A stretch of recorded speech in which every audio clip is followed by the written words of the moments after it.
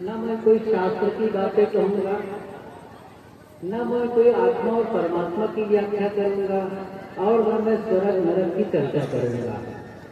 आपके रोजमर्रा के जीवन में जिस परिवार के साथ रहते हैं, जिन मनुष्यों के बीच रहते हैं, उनके साथ हमारे रिश्ते मधुर कैसे हैं। चाहे वो पति पत्नी का रिश्ता हो, पिता पुत्र का रिश्ता हो, भाई भाई का रिश्ता हो, सास बहू का रिश्ता हो, ये रिश्ते परस्पर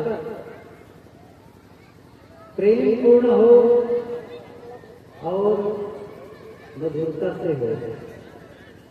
इसी के लिए मैं कह रहा था, हम सबको दो प्रकार की आवश्यकताएं हैं। एक जो दिखाई देती है, दूसरा जो हमें दिखाई नहीं देती।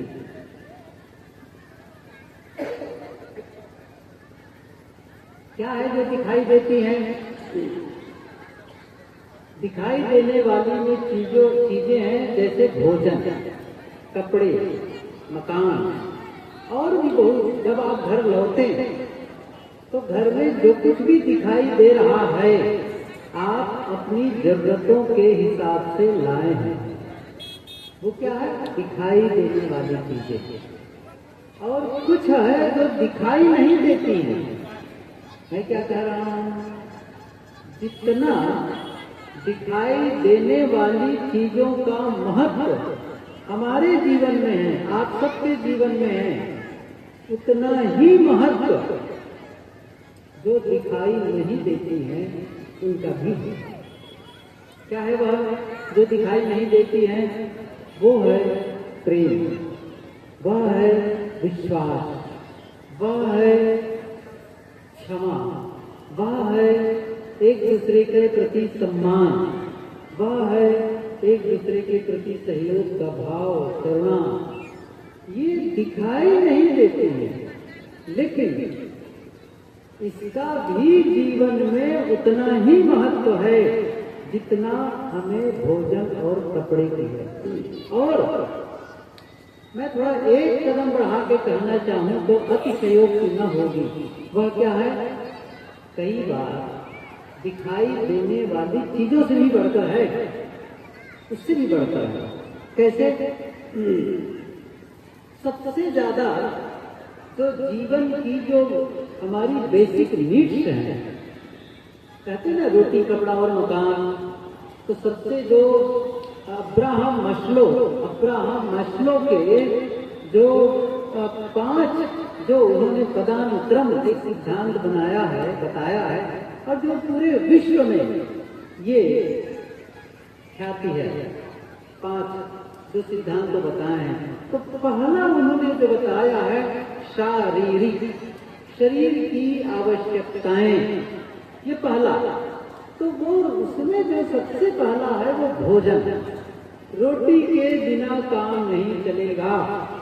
मैं पूछूं, अभी हमारे पूर्व साथी वक्ता एक बोल रहे थे ना, भोजन के संबंध में कितना समय तक करते हैं? भोजन आप कितनी बार करते हैं?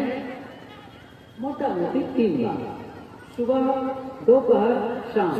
कितना समय लगता है भोजन करने में? हम उसको जोड़ने की सुविधा की दृष्टि से 20-20 मिनट देते हैं तीनों को, तो कितना हो जाता है? 60 मिनट। 24 घंटे में यदि 1 घंटा भोजन कर लें तो 23 घंटे भोजन की जरूरत नहीं है। प्रेम कितने घंटे चाहिए हमको? 1 घंटा प्रेम मिले, बाकी समय लड़ाई है ना। विश्वास कितने घंटे चाहिए? समझ रहे हैं ना मैं क्या कहना चाहता हूं? प्रेम का महत्व है। और होता क्या है जनरली, हम जिन चीजों जो चीजें दिखाई देती है उसके लिए मेहनत करते हैं, और उसके लिए हम ध्यान ही नहीं देते जो दिखाई नहीं देती है। लेकिन आपको मैं ये बताना चाहता हूं, केवल भोजन से जीवन नहीं चलता। You can not live by bread alone, ये ईसा मसीह ने भी कहा है। You can leave by bread alone, केवल रोटी से आप जिंदा नहीं रह सकते हैं। कल्पना करिए एक ऐसा मकान हो जो बिल्कुल गांव से अलग, शहर से अलग, एकदम अलग थलग हो, दूर तक के कोई गांव ना हो, और उस मकान में सारी सुविधाएं हो, खाने पीने, पहनने, ओढ़ने, देखने, सुनने, सब सुविधाएं हैं, और आपको वहां रहने दिया जाए। वहां है, अब उनको बताने वाला भी नहीं है, भैया वही कुर्सी लेकर बैठ जाओ ना, वस्तु अंते खोजे अंते। तो कल्पना करो वो वहां पर सारी सुविधाओं से संपन्न मकान है और आपको रहने कहा जाए, आप रह रहे हैं, लेकिन एक बात है, वहां दूसरा कोई आदमी नहीं है, कोई आदमी नहीं है, बस कोई नहीं है। आपको भोजन मिलेगा, कपड़े मिलेंगे, सारी सुविधाओं से मिलेगा, केवल आदमी ना हो। कितने दिन आप रह पाएंगे वहां? समझ रहे हैं? थोड़े ही दिन में आप पागल हो जाएंगे। ये जो दिखाई नहीं देती ना, उसका कितना महत्व है। जीन पिया गेट एक लेखक जिन्होंने लिखा है मदरहुड के विषय में, लिखा है बच्चे को दूध माँ पिलाती है, उसकी सेवा करती है, ये काम कोई दूसरा भी कर ले, कोई दूसरा दूध पिला दे, कोई दूसरा उसकी सेवा शुश्रूषा कर दे, लेकिन माँ से दूध के अलावा कुछ और मिलता है, वो दूसरों से नहीं मिलेगा, फिर औरों से नहीं मिलेगा। माँ के द्वारा कुछ बहता है जो बच्चे की तरफ जाता है, उसको स्वीकार करता है और वो बच्चे को पोषण देता है। बहुत पहले की घटना है कि एक बार कोई बीमारी फैली, जहाँ पर एक बड़ा अस्पताल था, जहाँ पर करीब 100 से ज्यादा बच्चे, सैकड़ों बच्चे थे, छोटे बच्चे, नवजात शिशु। तो लोग देखने आते थे। वहां पर जो मैनेजिंग बॉडी थी, उन्होंने क्या कहा कि जो आते हैं बच्चे को स्पर्श न करे, उसे गोद में न लें, उसका किस न करे, उसके गाल को छूने ना, दूर से देखें और जाएं। तो बिल्कुल उसकी बाहर से ट्रीटमेंट हो जाता था, बाहर से उसके सब कुछ कर देते थे, छूता नहीं था, कोई उसको गले पर लगाता नहीं था, सीने से नहीं लगाते थे। पता है क्या हुआ? बच्चे बीमार पड़ने लग गए, कुछ बच्चे मरने लग गए। तब पता चला, फिर खोज हुई ऐसा क्यों हुआ, तब पता चला जब बच्चों को अपने गले से लगाते हैं, उसे पुचकारते हैं, उसे दुलारते हैं, उसे प्रेम देते हैं, ये बच्चों को पोषण देता है, पोषण देता है। देखिए वहां आपके बाजू में नगाड़ा बजे, हल्ला बजे, चाहे वो डीजे बजे, माँ सो रही है निश्चिंत, कोई फर्क नहीं है। लेकिन जब बच्चा उसके पास में सो रहा है, तुम ऐसा कर दे, तुरंत नींद खुल जाती है, तुरंत नींद खुल जाती है। बच्चा आंगन में खेल रहा हो, माँ घर के अंदर काम कर रही है, लेकिन माँ को ध्यान में बच्चा क्या कर रहा है, वहां से कुछ बहता है, दिखाई नहीं देता है, लेकिन वो काम करता है। खैर ये विषय अलग है। मैं ये कहना चाहता हूं कि आपस का प्रेम, इसका कितना महत्व है। एक आदमी था, बाहर काम में गया था, काम करके लौटा और काफी देर हो गई थी, भोजन का वक्त भी बीत चुका था, भूखा था, थका था। जैसे घर में लौटा तो दरवाजे के अंदर आते ही पुकारा अपनी श्रीमती से, अपने जीवन साथी को पुकारा, अरे मुझे भूख लगी है, भोजन दो। उसकी पत्नी सुन लेती है और अंदर से क्या आवाज कर देती है, मैं तुमसे प्रेम करती हूँ। अब वो आदमी ने सोचा शायद मेरी बात वहां तक नहीं पहुंची या अस्पष्ट रूप से वो सुन पाई, तो उसने थोड़ा सा लाउडली थोड़ी सी आवाज बढ़ा करके बोला, अरे मुझे भूख लगी है, भोजन दो। तो पत्नी और जोर से बोलने लग गई, मैं तुमसे प्रेम करती हूँ। अब तो पति महोदय फायर हो गया। तो आप सभी नाराज हो जाएंगे ना। आपको पता है कि भूख लगी हो और भोजन की जगह क्या बोल रही है, मैं तुमसे प्रेम करती हूँ। तो फिर वो बहुत नाराज हो गया और इसी में वो उलझ गया, झल्लाते हुए क्या बोलता है, अरे तुम प्रेम में मारो गोली अपने, मुझे भोजन दो। पत्नी सुन लेती है, प्रेम में गोली मारो भोजन दो। अब वो गई किचन में, रसोई घर में, थाली रखती है, कटोरी रखती है और भोजन परस देती है। और जहाँ भोजन के लिए पति महोदय बैठे हैं वहां ले जाती है थाली को और उसके सामने पटक देती है, ले खाओ। भोजन में स्वाद आएगा? समझ रहे हैं क्या कहना चाहते? तो भोजन में स्वाद आएगा? स्वाद नहीं आएगा। एक रिक्शे वाले से भी पूछो तो क्या कहता है, इज्जत की 2 रोटी चाहिए। क्या कहते भैया, इज्जत की। अच्छा, इज्जत से पेट भरेगा? समझ रहे हैं ना? प्रेम से पेट भरेगा, लेकिन अपमान जनित कोई तिरस्कृत भोजन, उच्छिष्ट भोजन हमें दे, हम पसंद नहीं करते हैं। भोजन तो चाहिए लेकिन प्रेम पूर्वक चाहिए, सम्मान पूर्वक चाहिए। इसलिए इसका बहुत महत्व है। गुरुदेव जी कहा करते थे, आपस के प्रेम, विवाह से गृहस्थी की शुरुआत होती है। विवाह से गृहस्थी की शुरुआत होती है। विवाह कहते किसे हैं? गुरुदेव जी कहा करते थे, विवाह विशिष्टम वहनम। अब मैं नहीं जानता किस शास्त्र का है, मैं तो सुन करके याद किया हूँ गुरुदेव जी के। गुरुदेव जी के साथ रहते रहते बहुत सारे मंत्र, श्लोक बस सुन के याद कर लिया, बहुत याद हो गए मेरे। वो शब्द, वो वाक्य, विवाह विशिष्टम वहनम, विशिष्ट ढंग से वहन करना। वहन करने का मतलब होता है ढोना, लेकिन यहाँ का अर्थ है निभाना। पति पत्नी को निभाए और पत्नी पति को निभाए, एक दूसरे को निभाना। गुरुदेव जी यह भी कहा करते थे, जिस घर में पति पत्नी आपस में लड़ते हैं, झगड़ते हैं, आपस में दूसरा आपस में प्रेम से रहते हैं, 3 पीढ़ी का लाभ होता है। क्या कहते थे? जिस घर में पति पत्नी आपस में प्रेम से रहते हैं, 3 पीढ़ी का लाभ होता है। और जिस घर में पति पत्नी आपस में लड़ते हैं, 3 पीढ़ी का नुकसान होता है। कैसे नुकसान होता है? जिस घर में पति पत्नी लड़ेंगे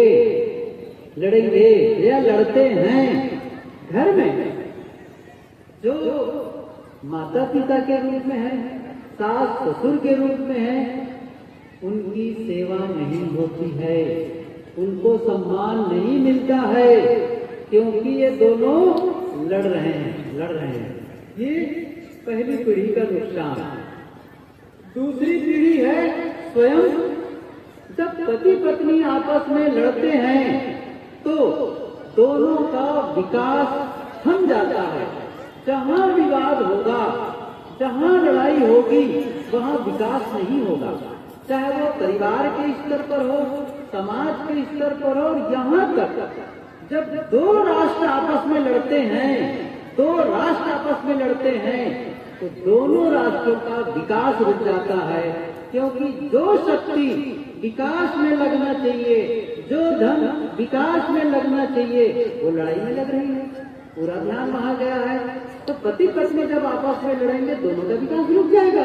ये पंक्ति सुने होंगे आप लोग, जहां सुमति तहाँ संपत्ति नाना, जहां सुमति तहाँ विपत्ति निधाना। जहां सुमति है, जहां वही संपत्ति है, और जहां संघर्ष है, एक दूसरे के साथ में केवल मतभेद नहीं है, मन भेद है और मन में वैमनस्य है, वहां विकास नहीं होगा। ये दूसरी पीढ़ी का नुकसान। और तीसरी पीढ़ी पीढ़ी उन दोनों से भी ज्यादा महत्वपूर्ण है, वो है बच्चे। आने वाली पीढ़ी, जब बच्चे माता पिता को लड़ते हुए देखते हैं, जानते क्या होता है? सबसे बड़ी त्रासदी होती उनके लिए, हम अपने आप को असुरक्षित महसूस करते हैं। क्या होता है उनके मन में? अपने आप को सबसे बड़ी उनके मन की दशा क्या होती है? असुरक्षित महसूस करते हैं। क्यों? क्योंकि वो जो उनके माता पिता है, जो उसके पेरेंट्स हैं, वही तो उनकी सुरक्षा करने वाले हैं, और दोनों जब लड़ रहे हैं तो अपने आप को असुरक्षित महसूस करने लगते हैं। और दूसरी बात क्या होती है, उनकी समस्या क्या होती है? उनमें आपस में जो द्वंद्व होता है, अंतर्द्वंद, वो क्या होता है? हम माँ का साथ दें कि पिता का साथ दें? और इस द्वंद्व में, इस तनाव में उनका मानसिक विकास, उनका बौद्धिक विकास, उनका शारीरिक विकास सब थम जाता है। मैं निवेदन करना चाहता हूँ कि आप अपने बच्चों के हित में यदि कुछ करना चाहते हैं तो बच्चों के सामने लड़ाई मत करो, आपस में लड़ो मत। यदि आप एक लड़ाई वाला माहौल घर में बना के रखे हैं, घर में ही गलत खान पान करने वाले हैं, गलत घर में ही गाली गुस्सा देने वाले हैं, बच्चों पर क्या संस्कार होंगे? घर में ही गंदगी चारों तरफ फैली हुई है, बच्चों को कौन से संस्कार देने वाले हैं? घर वाले ही झूठ बोल रहे हैं, धोखाधड़ी का काम कर रहे हैं, बच्चों को कौन से संस्कार मिलने वाले हैं? इसलिए बच्चों के हित में आप कुछ कर सकते हैं। वो क्या है? बच्चों को अच्छे इंसान के रूप में विकसित करो, वो अच्छा इंसान बने, इसका ध्यान रखो। केवल बच्चा पैदा कर देने से माँ नहीं हो जाती, केवल बच्चा पैदा कर देने से कोई पिता नहीं हो जाता है। जैसे कोई साधु किसी को दीक्षा दे दे, दीक्षा देने मात्र से कोई गुरु नहीं हो जाता है, गुरुत्व का उद्घाटन करना पड़ता है। ऐसे ही मातृत्व को उद्घाटित करना पड़ता है, पितृत्व को उद्घाटित करना पड़ता है। दीक्षा देना एक औपचारिकता है, ठीक है, गतिविधि है, लेकिन कोई दीक्षा दे दिया, गुरु नहीं बन गया है उससे। गुरुत्व को एक तपस्या का फल है, साधना का फल है। यूं ही कोई दीक्षा दे दिया, हो गया गुरु। ऐसे ही कोई बच्चा पैदा कर दिया, हो गया माँ। मैं एक चीज बताऊं आपको, एक कोई शिक्षक होता है, उसकी ट्रेनिंग होती है। एक जब पुलिस में कोई जाता है तो क्या होता है? ट्रेनिंग होती है। शादी के बाद में जब पति पत्नी बने, ट्रेनिंग हुई है कैसे गृहस्थी को जीना है, माँ बन करके क्या दायित्व है, पिता होने के बाद में क्या करना चाहिए, कोई ट्रेनिंग हुई है? बिना ट्रेनिंग के कैसा जीवन? और इसीलिए तो आपस में लड़ झगड़ रहे हैं, आपस में तनावपूर्ण जीवन जी रहे हैं। खाने की कमी नहीं है, कपड़े की कमी नहीं है, रहने की जगह की कमी नहीं है, लेकिन आपस में बातचीत नहीं होती है, आपस में एक दूसरे के साथ में तनातनी रहती है। कैसा जीवन होगा? और उस माहौल में कैसे बच्चे अच्छे संस्कार पाएंगे? इसलिए आप बच्चों का भला करना चाहते हैं, और बच्चों का भला मतलब समझते मैं क्या कहना चाह रहा हूँ? बच्चे का मतलब होता है सेविंग अकाउंट, बचत खाता। बचत खाता का मतलब आप बचत खाते में पैसा जमा करते जाते हैं और बाद में वहीं से आप विड्रॉल करते निकालते हैं। ऐसे ही आज बच्चे के अंदर क्या जमा कर रहे हो? बच्चे के अंदर अच्छी बातें जमा कर रहे हो, अच्छा उदाहरण दे रहे हो, उनके सामने जी रहे हो, या फिर उनके अंदर में क्रोध जमा कर रहे हो, लोभ जमा कर रहे हो, लड़ाई जमा कर रहे हो, झूठ जमा कर रहे हो, क्या जमा कर रहे हो, छल कपट जमा कर रहे हो, तो बच्चे आपके जो अंदर चला जाएगा ना वो आपको लौटाएगा, वही आपको वापस करने वाला है। इसलिए केवल बच्चों का भविष्य सुंदर नहीं बनाना है, आपको अपना भविष्य भी सुंदर बनाना है। क्यों? क्योंकि आज आप घर के मुखिया हैं, कल आने वाले कल में जिसको आप छोटा बच्चा कह रहे हो ना, बेटा कह रहे हो ना, वो कल घर का बाप बनने वाला है, वो घर का मुखिया बनने वाला है। और जो उसके अंदर आपने संस्कार दिए हैं, सेवा का संस्कार दिए हैं, सेवा लौटने वाली है। अपमान का संस्कार दिए हैं, अपमान लौटने वाला है। गाली गुस्सा वाला संस्कार दिए हैं, वो गाली गुस्सा लौटने वाला है। क्या किया ये, क्या किया बताइए, वो सब लौटने वाला है। इसलिए आप बच्चों को सही संस्कार दो। और मैं एक चीज और आगे बढ़ के कहूं, सुंदर राष्ट्र के निर्माण में, सुंदर समाज की रचना में आपका यदि कोई कंट्रीब्यूशन है, यदि आपका कुछ भी सहयोग संभव है, तो क्या है? सुंदर राष्ट्र के निर्माण में आप क्या कर सकते हैं? आइंस्टीन जो बहुत बड़े वैज्ञानिक हो चुके हैं, नोबेल प्राइज जो विजेता हो चुके हैं भौतिक शास्त्र के, तो एक बार एक मंच पर स्पीच देने के लिए, भाषण देने के लिए खड़े हुए। एक बुजुर्ग इंसान खड़े होकर कहते हैं, बहुत हो गया भाषणबाजी, आप वैज्ञानिक लोग बहुत सारे अवैज्ञानिक आविष्कार किए, लेकिन क्या समाज में सुख शांति का वातावरण बना? समाज में अभी भी संघर्ष है, लड़ाई है, विवाद है, आपसी वैमनस्य है। ऐसा कुछ बताओ, ऐसा कुछ कहो जिससे आपस में भाईचारा बढ़े, आपस में सुख शांति का वातावरण बने। इसके लिए क्या करना चाहिए? आइंस्टीन जब बोलने लगे, उन्होंने क्या कहा, यदि आप चाहते हैं कि सुंदर समाज की रचना हो, आपस में भाईचारे का वातावरण बने, इसके लिए अच्छे इंसान पैदा किए जाएं। और अच्छा इंसान किसी प्रयोगशाला में, किसी लेबोरेटरी में नहीं पैदा होते हैं, माँ के गर्भ में, आपके परिवार में बच्चे होते हैं। और इसीलिए ये माँ का दायित्व बहुत ज्यादा हो जाता है, बच्चों को अच्छे संस्कार देने का। पिता का भी उतना ही है, लेकिन फिर भी माँ का स्थान और श्रेष्ठ है, और श्रेष्ठ है। क्यों श्रेष्ठ है? क्योंकि आप लोग सुनेंगे, माता पिता, सीता राम, राधे श्याम, और प्रकृति पुरुष, यहाँ तक बात आती, प्रकृति पुरुष यहाँ तक बात आती। गुरुदेव जी कहते थे, माता पिता घर में बैठे हों और ये बच्चा बाहर से आए, बेटा बाहर से आए, तो पहले माँ का चरण स्पर्श करे, फिर पिता का चरण स्पर्श करे। क्यों? क्योंकि माँ का स्थान ऊंचा है।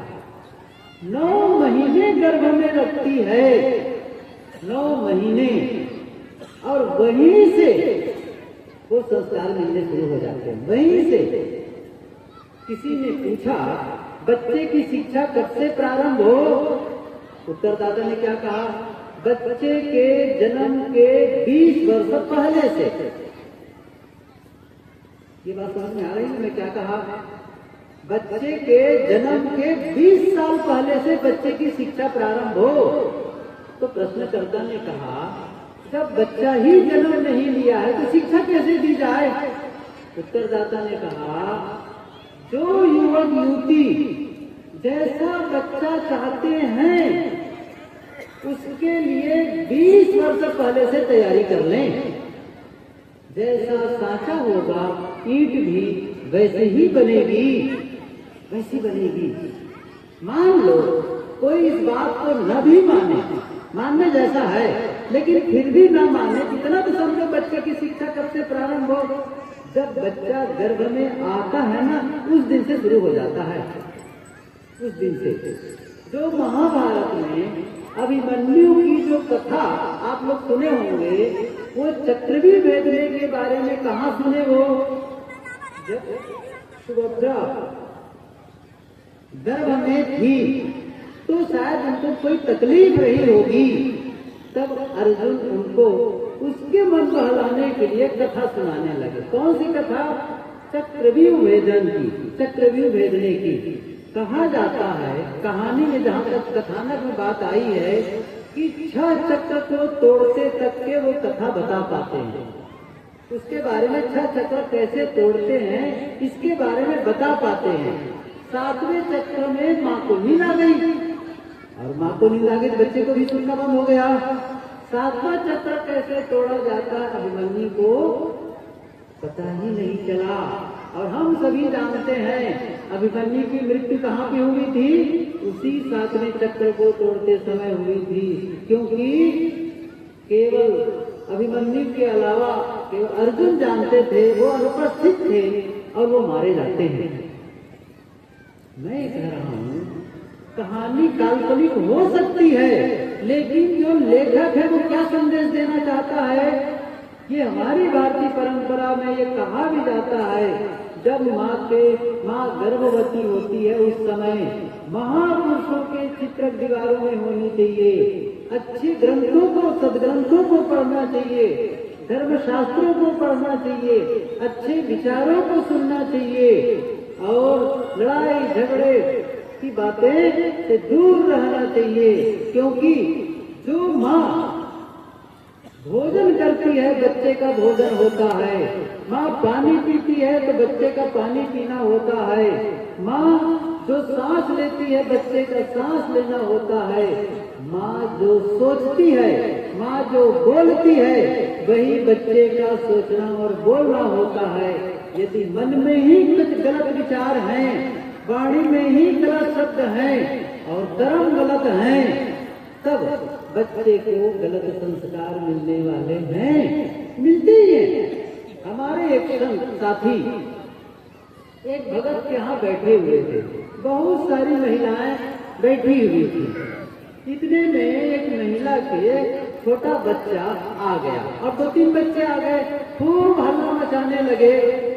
और जब उसकी माँ ने कहा, एक बच्चे की माँ ने कहा, शायद ये बच्चा बड़ा शैतान है, मैं बहुत परेशान हो जाता हूँ इस बच्चे से, हर समय मार पीट ढुसुम किया ही करता है, लड़ाई झगड़ा ही करते रहता है। तब हमारे साथी ने, संत ने कहा, अच्छा बताओ माता जी, जब ये बच्चा गर्भ में था तब आप क्या करती थी? उन्होंने कहा, तब मैं खाली रहती थी घर में, तब बहुत मैं टीवी देखती थी। अच्छा, टीवी में क्या देखती थी? उन्होंने कहा, टीवी में सिनेमा देखने का बड़ा मेरा मन करता था। अच्छा, तो सिनेमा में कौन सी सिनेमा पसंद करती थी? तो उन्होंने क्या कहा, मैं सिनेमा में उस समय 16 फिल्म बड़ा प्रसिद्ध था, 16 फिल्म, 16 बार 16 फिल्म तो देखी थी। कितनी बार? 16 बार।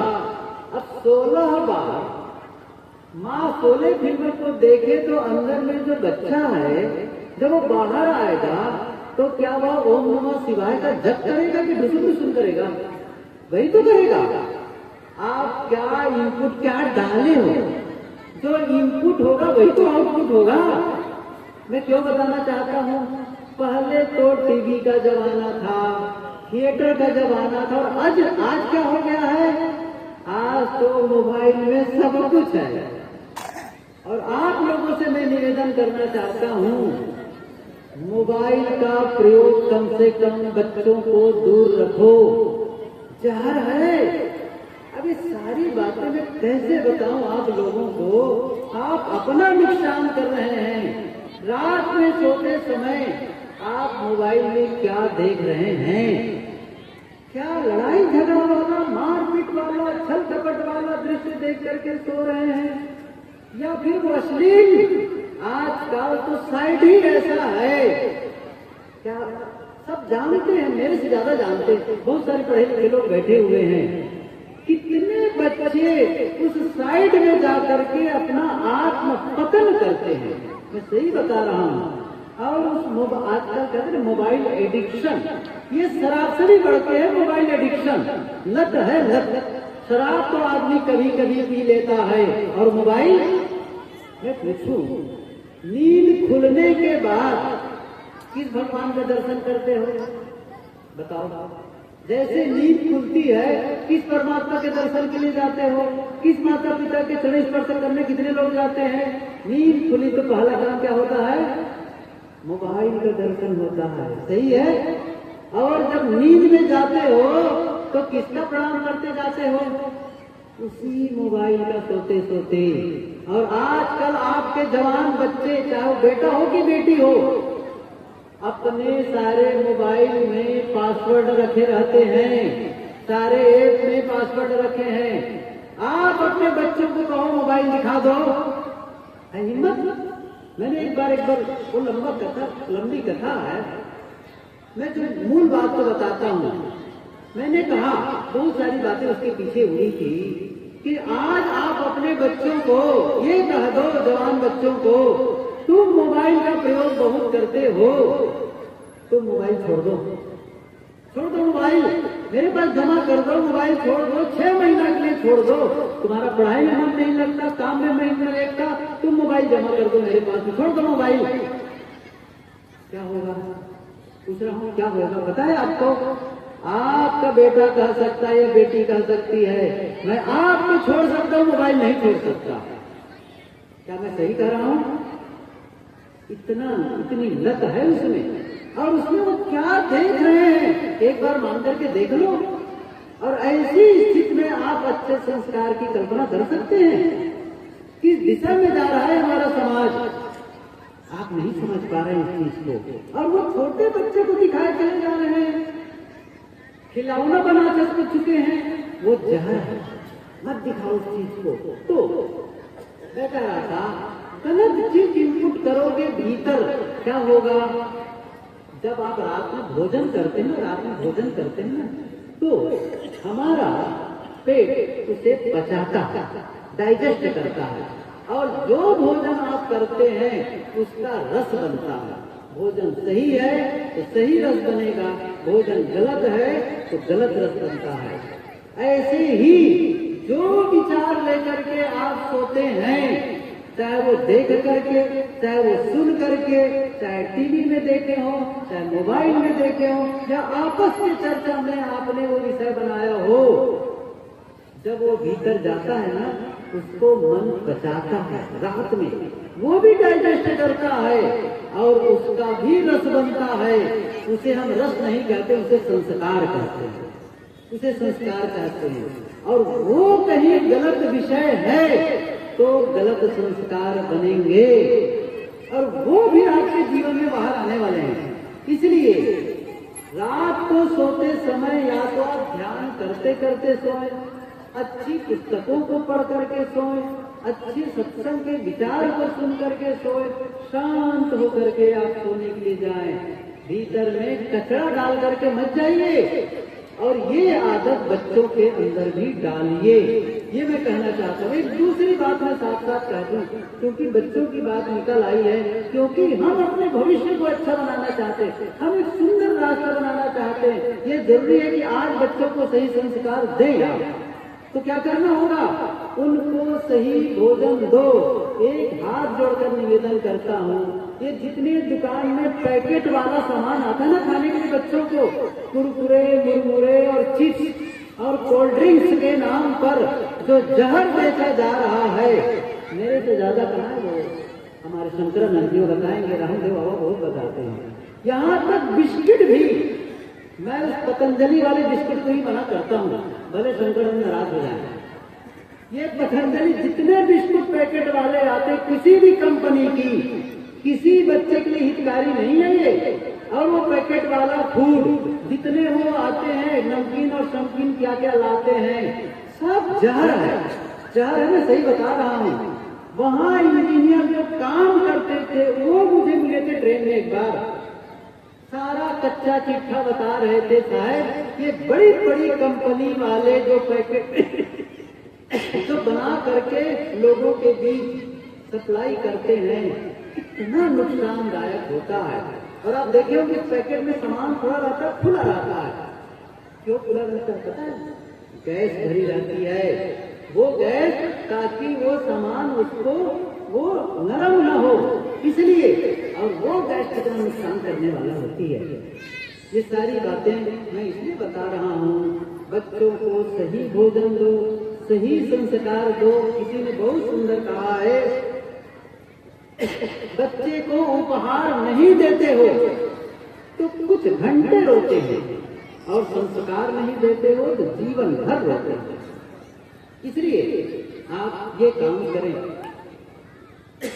5 मिनट और बाकी, बस केवल 5 मिनट। मैं क्या बताना चाहता हूँ, आपस के रिश्तों को मधुर बनाने की चर्चा हो रही थी। पति और पत्नी के बीच मधुरता आए, कैसे आए? जब प्रेम होगा, जब विश्वास होगा। ये प्रेम है क्या चीज? किसे कहते हैं प्रेम? क्या इतना ही कह देना मैं तुमसे प्रेम करती हूँ? नहीं, प्रेम है दूसरे के हित की चिंता। अर्थात पति ये चिंता करता है, मैं ऐसा कौन सा काम करूं जिससे मैं अपनी पत्नी को, अपने जीवन साथी को अधिक से अधिक आराम दे सकूं, अधिक से अधिक उसे प्रसन्न रख सकूं। ऐसे ही पत्नी क्या सोच रही है, मैं ऐसा कौन सा काम करूं, व्यवहार करूं जिससे मैं अपने पति को अधिक से अधिक प्रसन्न रख सकूं, अधिक से अधिक आराम दे सकूं। चिंता किसकी? दूसरे की। ये बात पिता पुत्र सोचते हैं, सास बहू सोचते हैं, भाई भाई एक दूसरे के लिए सोचते हैं। दूसरे के हित की चिंता करो, तभी हो पाएगा ये।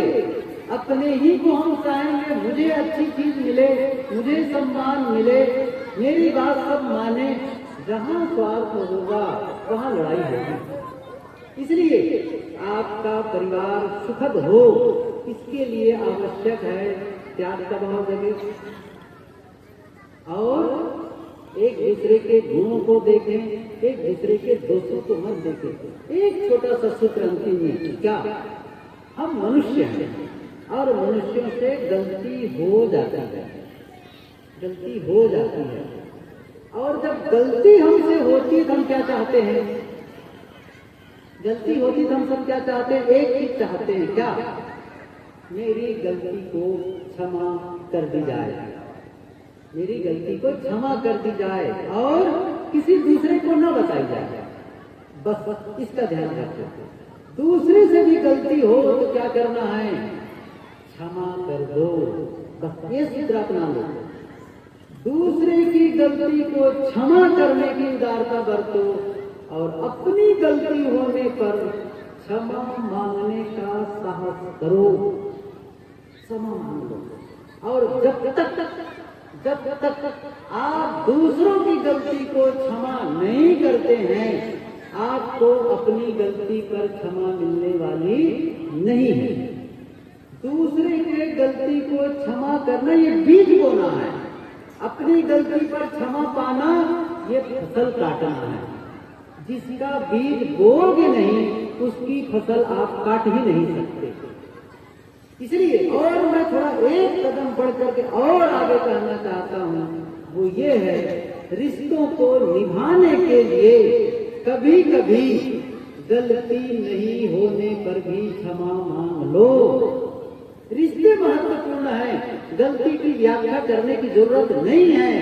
नहीं है, कोई बात नहीं है, हमारी गलती है, रिश्ता निभा लो बस। इसलिए आपस के रिश्तों में मधुरता लाने के लिए परस्पर आप सहनशील बने, विनम्र बने, एक दूसरे को आदर देना सीखें। और आदर का मतलब समझ लीजिए, केवल पति का आदर नहीं, पिता का आदर नहीं। जैसे पति का आदर पत्नी का भी आदर हो, पिता का आदर हो तो पुत्र का भी आदर हो, सास का आदर हो तो बहू का भी आदर हो।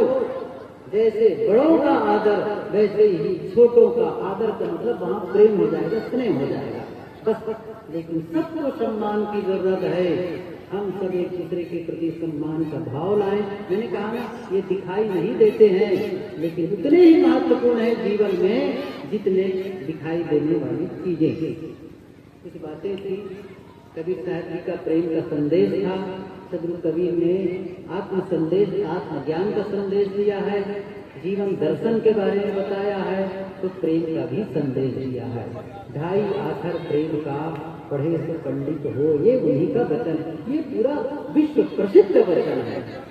प्रेम पाठ का चोलना पहिर कबीरो नाच, पानी पीनो दास को जो तन मन बोले सांस।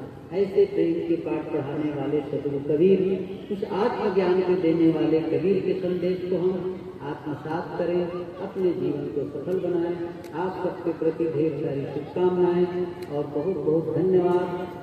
श्री शंकरानंद जी और उनके जो सहयोगी, चाहे उनके परिवार के हों, चाहे गांव के लोग हों या आसपास के लोग हों, सबने सहयोग दिया और ये कार्यक्रम संपन्न हुआ।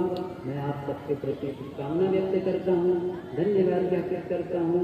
और जो संत जन आए, उनके दर्शन हुए, उनके विचार सुनने को मिले, उन संतों के प्रति आभार व्यक्त करते हुए अपनी वाणी को विराम देता हूँ। सबको साहेब बंदगी।